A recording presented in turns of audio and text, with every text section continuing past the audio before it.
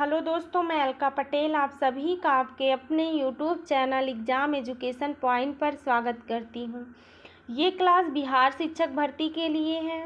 इस क्लास में हम लोग हिस्ट्री के जो अशोक के टॉपिक्स से कुछ पॉइंट्स हैं हमारे इम्पोर्टेंस, जिनको हम करेंगे। तो देखते हैं, पिछली क्लास में भी हम लोगों का जो टॉपिक चल रहा था वो अशोक से था। अशोक से जो बनने वाले टॉपिक्स थे, इम्पॉर्टेंट पॉइंट्स थे, उन सारे पॉइंट्स को हम लोगों ने देखा था। तो कुछ पॉइंट्स बच गए थे जिसको हम आगे देखते हैं। फिर इसके आगे और जो टॉपिक्स हैं उन सारे टॉपिक्स को हम कंप्लीट करते हुए चलेंगे।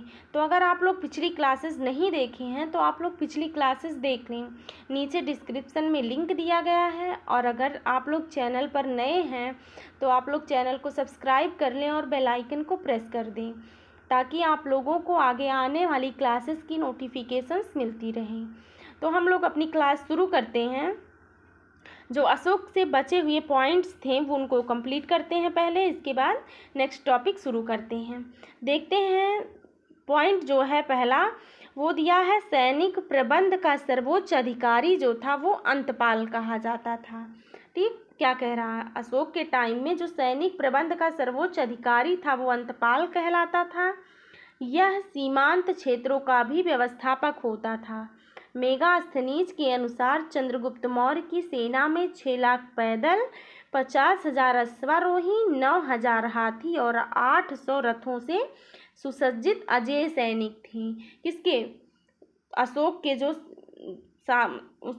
अशोक के जो सेना में थे वो मेगास्थनीज के अनुसार जो है चंद्रगुप्त मौर्य की जो सेना थी उसमें कितने थे सैनिक? उसमें 6 लाख पैदल सैनिक हुआ करते थे, 5,000 अश्वारोही, 9,000 हाथी और 800 रथ हुआ करते थे।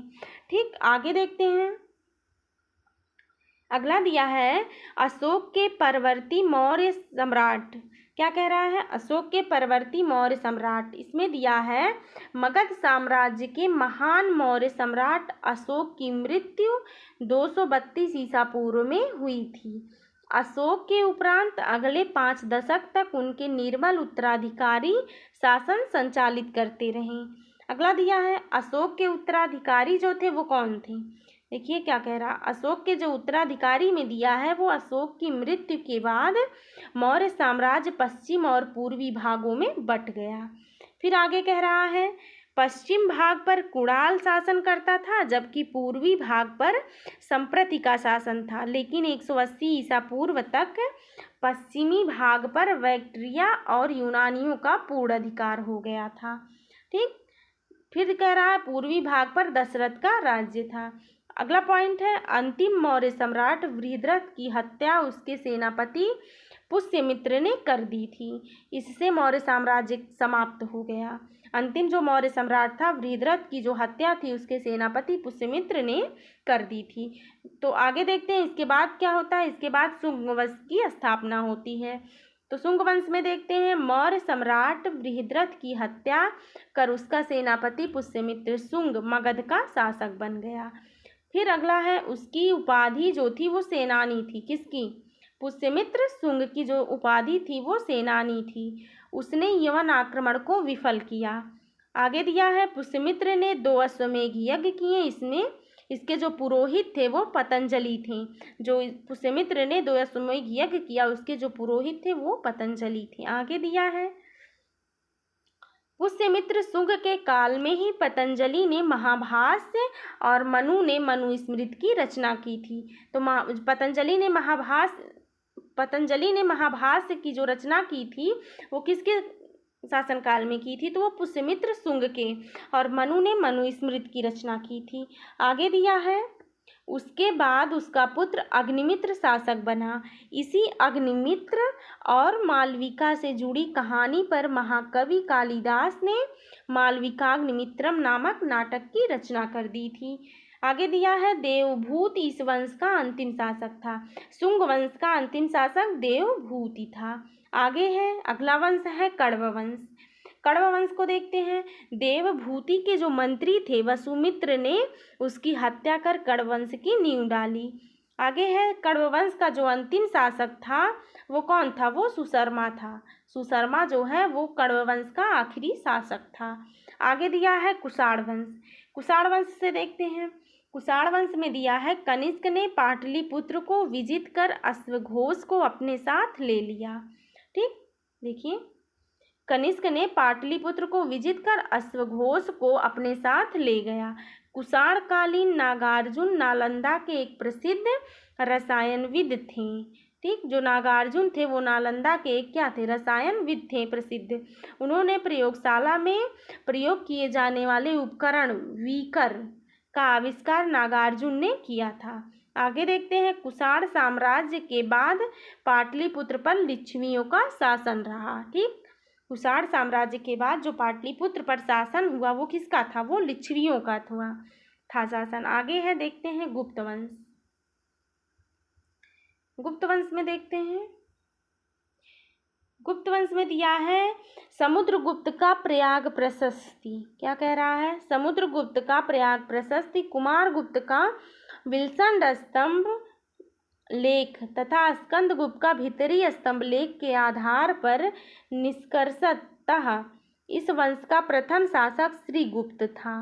जो गुप्त वंश का प्रथम शासक था वो श्रीगुप्त था, जिसकी उपाधि महाराज थी। इसका उत्तराधिकारी घटोत्कच था। आगे दिया है चंद्रगुप्त प्रथम पहला शासक था जिसने महाराजा धीराज की उपाधि धारण की थी। आगे है अगला पॉइंट, उसने लिच्छवी राजकुमारी कुमार देवी से विवाह किया। आगे दिया है अपने राज्याभिषेक 319 ईस्वी के आधार पर इसने गुप्त संवत की शुरुआत की। अगला पॉइंट कह रहा है संपूर्ण बिहार और उत्तर प्रदेश के कुछ हिस्से उसके राज्य में शामिल थे। फिर आगे देखते हैं समुद्रगुप्त से। समुद्रगुप्त से जो इम्पोर्टेंट पॉइंट्स है वो है अभिलेखों और सिक्कों पर इसे पराक्रमांक, अप्रतिरथ, व्याघ्र पराक्रम, सर्व राजोक्षेता आदि उपाधियां प्रदान की गईं।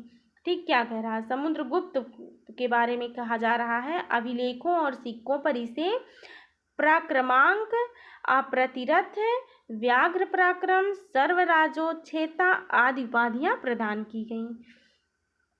आगे दिया है अगला पॉइंट, इतिहासकार स्मिथ ने इसे भारत का नेपोलियन कहा। किसे, समुद्रगुप्त को। आगे दिया है उत्तरापथ के द्वितीय अभियान में 9 राजाओं को विजिट किया था। किसने किया था, समुद्रगुप्त ने। आगे दिया है दक्षिणापथ अभियान में 12 राज्यों को किसने विजिट किया था, तो वो समुद्रगुप्त था। फिर अगला पॉइंट दिया है दक्षिणापथ अभियान में विजित क्षेत्रों पर समुद्रगुप्त ने केवल अधिराजत्व का दावा किया। उसकी नीति जो है वो ग्रहण मोक्ष अनुग्रह की थी। ठीक, आगे दिया है अशोक के इलाहाबाद स्तंभ लेख पर समुद्रगुप्त की प्रशस्ति उसके संधि विग्रहिक एवं राजकवि हरिसेन ने लिखी थी। जो प्रयाग प्रशस्ति है वो किसकी है, वो हरिसेन की है। ठीक, आगे देखते हैं अगला पॉइंट। देखिए यहाँ दिया भी है कि प्रयाग प्रशस्ति की रचना हरिसेन ने की थी। किसने की थी प्रयाग प्रशस्ति की रचना, हरिसेन ने। फिर दिया है प्रयाग प्रशस्ति अशोक के स्तंभ लेख पर उत्कीर्ण है। ठीक, आगे दिया है अगला पॉइंट, समुद्रगुप्त द्वारा स्वयं को इलाहाबाद स्तंभ लेख अर्थात प्रयाग प्रशस्ति में लिच्छवियों दैहित्र कहा गया है। क्या कहा गया है, लिच्छवी दैहित्र। आगे दिया है अगला पॉइंट, उल्लेखनीय है कि समुद्रगुप्त ने विजयों के उपरांत अश्वमेघ यज्ञ किया तथा सोने के अश्वमेघ प्रकार के सिक्के जारी कराए थे। आगे दिया है रामगुप्त।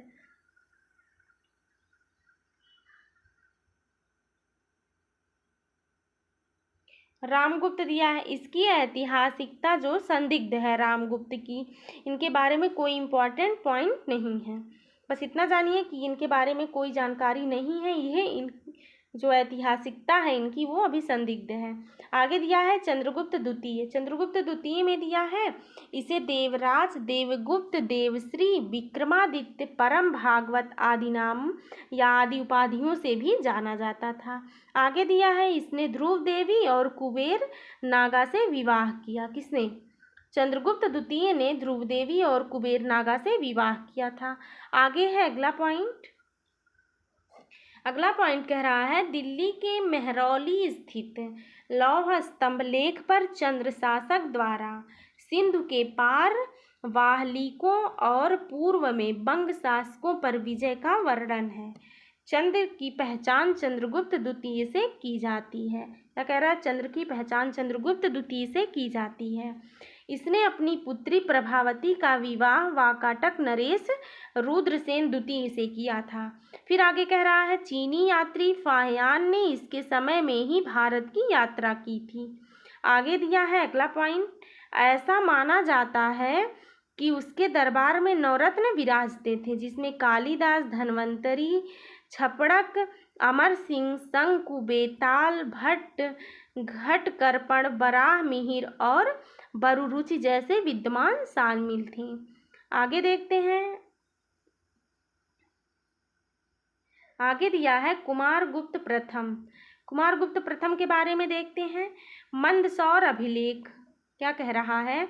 मंदसौर अभिलेख वत्स भट्टी रचित प्रशस्ति से कुमारगुप्त के बारे में विस्तृत जानकारी प्राप्त होती है। तो कुमारगुप्त के बारे में जो जानकारी प्राप्त होती है वो किससे प्राप्त होती है? तो वो मंदसौर अभिलेख से। मंदसौर अभिलेख जो है वो किसके द्वारा रचित है? तो वो वत्स भट्टी द्वारा है। ठीक, आगे देखते हैं। स्कंदगुप्त के भीतरी अभिलेख से ज्ञात होता है कि कुमारगुप्त के शासन काल में पुष्यमित्रों का आक्रमण हुआ था, जिसे रोकने के लिए कुमारगुप्त ने स्कंदगुप्त को भेजा था। आगे दिया है अगला पॉइंट। अगला पॉइंट दिया है नालंदा विश्वविद्यालय की स्थापना इसी के काल में हुई थी, कुमारगुप्त प्रथम के काल में। आगे दिया है कुमारगुप्त ने महेंद्रादित्य की उपाधि धारण की। फिर आगे दिया है स्कंदगुप्त। स्कंदगुप्त के बारे में देखते हैं जो इम्पोर्टेंट पॉइंट्स हैं आपके एग्जाम के पॉइंट ऑफ व्यू से। देखते हैं जूनागढ़ अभिलेख से पता चलता है कि स्कंदगुप्त ने मलेच्छों मतलब हूणों के आक्रमण को विफल कर दिया था। आगे फिर दिया स्कंदगुप्त के बारे में कि उसने सुदर्शन झील, देखिए सुदर्शन झील का निर्माण किसने? चंद्रगुप्त मौर्य ने। तो लेकिन इसने जो देखिए चंद्रगुप्त मौर्य द्वारा किया गया था सुदर्शन झील का निर्माण, लेकिन जो है इसका जो सुदर्शन झील का जो पुनरुद्धार हुआ था वो कौन करवाया था? देखिए यहाँ दिया, यहाँ देखिए कह रहा है स्कंदगुप्त के द्वारा कि जो है जूनागढ़ अभिलेख से पता चलता है कि स्कंदगुप्त ने मलेच्छों मतलब हूणों के आक्रमण को विफल कर दिया था। और उसने क्या करवाया था? आगे देखते हैं। इसमें कह रहा है उसने सुदर्शन झील का जो पुनरुद्धार करवाया था स्कंदगुप्त ने। ठीक, आगे दिया है कहोम अभिलेख के अनुसार उसकी उपाधि सक्रादित्य की थी। ठीक, उसने चीन में अपना राजदूत भेजा था। स्कंदगुप्त ने चीन में अपना राजदूत भेजा था। आगे फिर दिया है अगला पॉइंट। अगला पॉइंट कह रहा है गुप्त काल का उत्तरार्ध। ठीक, देखते हैं। चीनी यात्री सुंगयुन ने 515 से 520 ईस्वी में यात्रा की थी। ह्वेनसांग ने 629 ईस्वी से 645 ईस्वी तक भारत की यात्रा की। गुप्त काल के बाद की बात है ये। देखिए चीनी यात्री सुंगयुन ने 515 से 520 में जो है यात्रा की थी और ह्वेनसांग 629 से 645 ईस्वी तक भारत की यात्रा किया। फिर आगे दिया है ह्वेनसांग के अनुसार मगध के जो शासक थे नरसिंह गुप्त बालादित्य ने मिहिर कुल मतलब हूण को पराजित किया था। मिहिर कुल जो था वो मतलब हूण था, हूणों को पराजित किया था। आगे दिया है इसमें अगला पॉइंट दिया है स्कंदगुप्त के बाद पुरुगुप्त, कुमारगुप्त द्वितीय, बुद्धगुप्त, नरसिंहगुप्त, बालादित्य, वैन्यगुप्त, कुमारगुप्त तृतीय ने शासन किया। विष्णुगुप्त गुप्त वंश का जो है अंतिम शासक था। गुप्त वंश का अंतिम शासक कौन था? विष्णुगुप्त, जिसने मगध पर शासन किया। ठीक, कौन सा शासक मतलब गुप्त वंश का अंतिम शासक था जिसने मगध पर शासन किया? तो वो विष्णुगुप्त था। आगे दिया है गुप्त वंश के साथ ही मगध साम्राज्य का अंत हो गया। फिर आगे देखते हैं दिया है पाल वंश। पाल वंश के बारे में देखते हैं।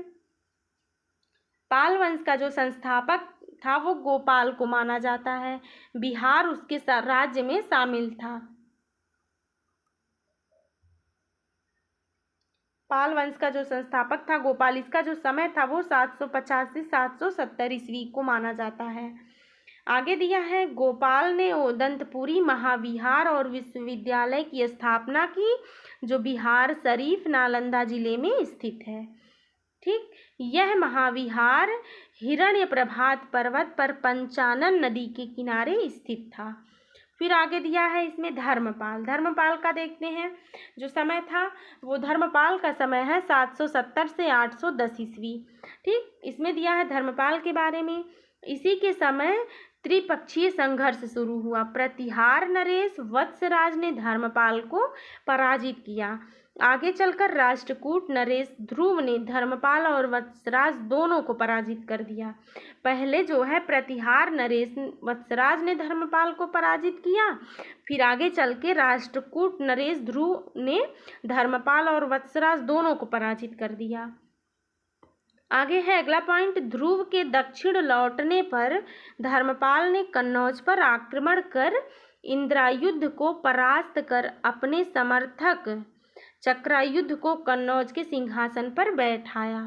फिर आगे दिया है इसमें धर्मपाल में कि धर्मपाल के समय ही प्रतिहार शासक नागभट्ट द्वितीय वत्सराज का पुत्र ने मुंगेर तक का क्षेत्र कुछ समय के लिए विजित कर लिया था। ठीक, आगे देखते हैं इसमें क्या दिया है। आगे दिया है, धर्मपाल ने विक्रमशिला विश्वविद्यालय की स्थापना की तथा बौद्ध विहारों का निर्माण करवाया।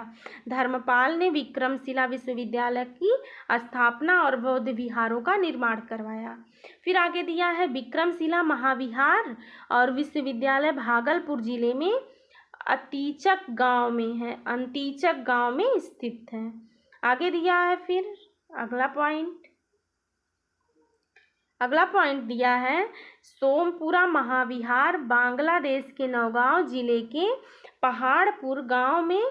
ठीक, कहाँ है ये सोमपुरा महाविहार जो है ये बांग्लादेश के नौगांव जिले के पहाड़पुर गांव में है।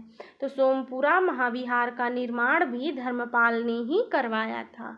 वर्तमान में वह यूनेस्को की विश्व धरोहर विरासत में शामिल हो गया है। ठीक, आगे देखते हैं,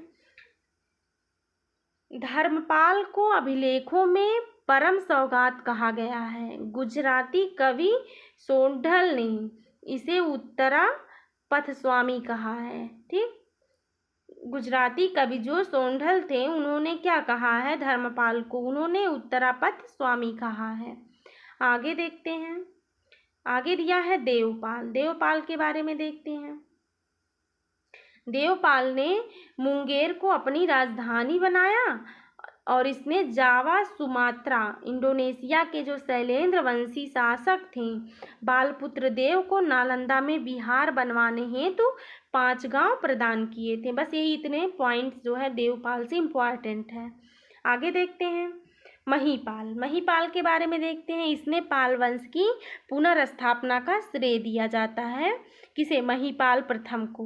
तो इसी के समय राजेंद्र चोल ने आक्रमण किया था और बौद्ध भिक्षु अतिश दीपंकर के नेतृत्व में इसने तिब्बत में एक दूत मंडल भेजा। किसने? महीपाल प्रथम ने। आगे है रामपाल, रामपाल को देखते हैं।